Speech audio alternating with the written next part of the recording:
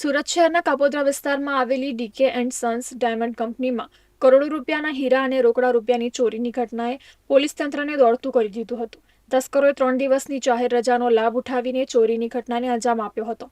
ચોરોએ તિજોરીને ખાસ કટર વડે કાપીને અંદર રાખેલા કિંમતી હીરા અને રોકડની ચોરી કરી હતી. આશ્ચર્યની વાત એ છે કે તસ્કરો ઘટનાના કોઈ પુરાવા ન રહે તે માટે સીસીટીવી ફૂટેજ અને ડીવીઆર પણ સાથે લઈ ગયા હતા. ચોરીની ઘટનાની ગંભીરતા જોતા તાત્કાલિક સ્થાનિક પોલીસ અને શહેર ક્રાઇમ બ્રાન્ચની ટીમ ઘટના સ્થળે પહોંચી હતી.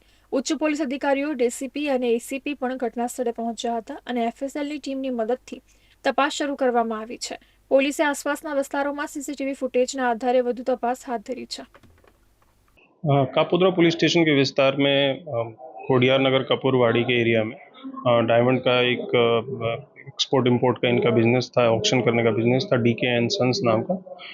यहाँ पे पिछले 2-3 दिन से रजा जो अपना जन्माष्टमी और इंडिपेंडेंस डे का रजा था, तो ये खाता जो डायमंड का था यहाँ पे बंद था। भी ये पता चला है कि इस खाते में चोरी का बनाव बना है और तिजोरी में गैस कटर मशीन से काट के ये माल ले गए हैं। पुलिस यहाँ पे घटनास्थल पे पहुंची है और आगे की कार्रवाई हम कर रहे हैं। सारा सीसीटीवी क्राइम की टीम सब लगी हुई है, पराचा की टीम, कापोद्रा की टीम सब लगी हुई है और हम इसको जल्दी से जल्दी पकड़ने की कोशिश करेंगे।